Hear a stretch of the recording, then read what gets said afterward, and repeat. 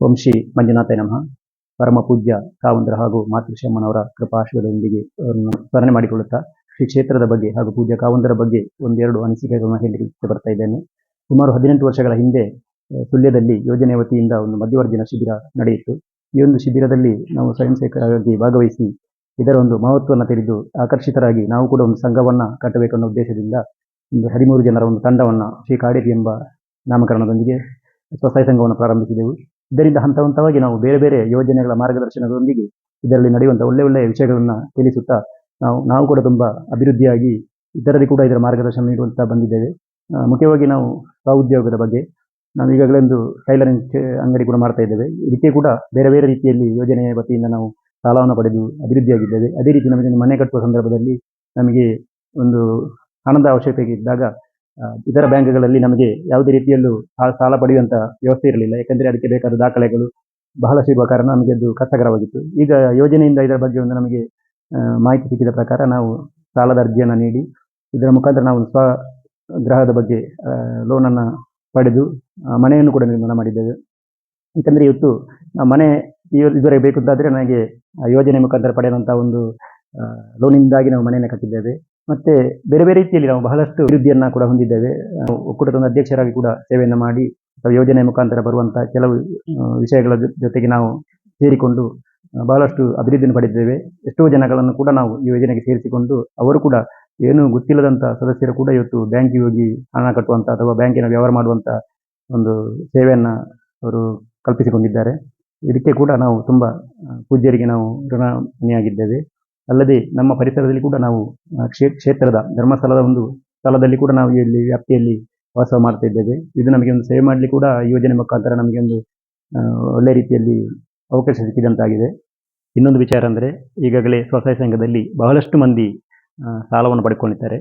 ಯಾಕಂದರೆ ಇವತ್ತು ಕಷ್ಟಕಾಲ ಬರುವಾಗ ಯಾವುದೇ ಒಂದು ದಾಖಲೆ ಸುಲಭ ದಾಖಲೆಯಲ್ಲಿ ಸಿಗುವಂಥ ಹಣ ಅಂದರೆ ನಮ್ಮ ಯೋಜನೆಯಿಂದ ಶ್ರೀ ಕ್ಷೇತ್ರ ಧರ್ಮಸ್ಥಳ ಕೊಡುವಂಥ ಯೋಜನೆಯಿಂದ. ಆದರೆ ಈಗ ಪ್ರಸ್ತುತ ಎಷ್ಟೋ ಜನಗಳು ಇದರ ಉಪಯೋಗವನ್ನು ಪಡ್ಕೊಂಡಿದ್ದಾರೆ. ಈಗ ಒಂದು ಕೆಲವು ಜನಗಳ ಅಭಿಪ್ರಾಯಗಳಿಂದ ಏನಂದರೆ ಜನಗಳ ಮನಸ್ಸಿನಲ್ಲಿ ಒಂದು ಬಡ್ಡಿ ಜಾಸ್ತಿ ತೆಗೊಳ್ತಾರೆ ಅನ್ನುವಂಥ ಒಂದು ಉದ್ದೇಶವನ್ನು ಪ್ರತಿಯೊಬ್ಬರು ಅದರ ಬಗ್ಗೆ ಪ್ರಸ್ತಾವ ಮಾಡ್ತಾ ಜನಗಳಲ್ಲಿ ಗೊಂದಲ ಸೃಷ್ಟಿ ಮಾಡ್ತಾ ಇದ್ದಾರೆ. ಯಾಕಂದರೆ ಇವತ್ತು ಒಬ್ಬ ಸಾಲ ತೆಗೆಯುವ ಅದರ ಪೂರ್ಣ ಮಾಹಿತಿಯನ್ನು ಪಡೆದೇ ತಗೊಳ್ಳುವುದು. ಯಾಕಂದರೆ ಕಷ್ಟಕಾಲಕ್ಕೆ ಖಂಡಿತವಾಗಿ ಸಿಕ್ಕಿರುತ್ತದೆ. ಆದರೆ ಈಗ ಅವನು ಇನ್ನೊಬ್ಬರ ಮಾತನ್ನು ಕೇಳಿ ಇದು ಬಡ್ಡಿ ಜಾಸ್ತಿ ಆಗ್ತದೆ ಈ ರೀತಿ ಒಂದು ತಪ್ಪು ಅಭಿಪ್ರಾಯ ಕೇಳಿಕೊಂಡು ಕೆಲವು ಕಂತನ್ನು ಕಟ್ಟುವುದನ್ನು ನಿಲ್ಲಿಸುವುದು ಅಥವಾ ಯೋಜನೆಯಿಂದ ಬರುವಂಥ ಸೇವಾ ಪ್ರತಿನಿಧಿಗಳಿಗೆ ಏನಾದರೂ ಅಸಂಬದ್ಧ ಮಾತುಗಳನ್ನು ಆಡುವ ಇಂಥದ್ದು ಕೆಲವೊಂದು ಕಡೆ ನಡೀತಾ ಇದೆ. ಇವತ್ತು ನಾನೇನು ಹೇಳುವುದಂದರೆ ಯಾವನೇ ಒಬ್ಬ ಹಣ ಬೇಕಾದರೆ ಯಾರಿಗೂ ಅವನು ಬೇಕು ಅಂತ ಹೇಳಿದರೆ ಮಾತ್ರ ಅವನು ಕೊಡ್ತಾ ಇದ್ದಾರೆ ಹೊರತು ಯಾರು ಎಲ್ದು ಕೊಟ್ಟದಿಲ್ಲ ಅಲ್ಲ ತಗೊಂಡು ಕೊಟ್ಟದಿಲ್ಲ. ಅವನಿಗೆ ಅಗತ್ಯ ಬಿದ್ದಕ್ಕೆ ಮಾತ್ರ ಅವನು ತಗೊಂಡಿದ್ದಾನೆ. ಈ ವಿಚಾರದಲ್ಲಿ ಕೂಡ ನಾನು ಹೇಳುವುದಂದರೆ ಯಾವುದೇ ರೀತಿಯಲ್ಲಿ ಬಡ್ಡಿಯ ಗೊಂದಲ ಕೂಡ ಇಲ್ಲ. ಪ್ರತಿಯೊಬ್ಬರು ಕೂಡ ಯಾಕಂದರೆ ಕ್ಷೇತ್ರದಿಂದ ಹೆಸರಲ್ಲಿ ನಾವು ಕ್ಷೇತ್ರವನ್ನು ನೆನಪು ಮಾಡಿಕೊಂಡು ತೆಗೆದಿದ್ದೇವೆ. ಅದನ್ನು ಆ ರೀತಿಯಲ್ಲಿ ಕಟ್ಟಲಿ ಕೂಡ ನಮಗೆ ಆ ದೇವರು ಕರುಣಿಸ್ತಾನೆ. ಆದ ಕಾರಣ ಈ ಗೊಂದಲ ಕೂಡ ಯಾವತ್ತೂ ಮಾಡಬಾರ್ದು.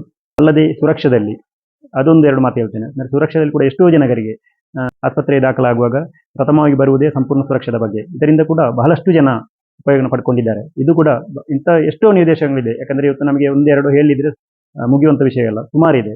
ಒಳ್ಳೆ ಯೋಜನೆಗಳು ಕೂಡ ಈ ಯೋಜನೆಯಿಂದ ನಡೀತಾ ಇದೆ. ಇದಕ್ಕೆಲ್ಲ ಸಾಕ್ಷಿಯಾಗಿ ನಾವೆಲ್ಲ ಇದ್ದೇವೆ ಅಂತ ಹೇಳಲಿಕ್ಕೆ ಇಷ್ಟಪಡ್ತೇನೆ.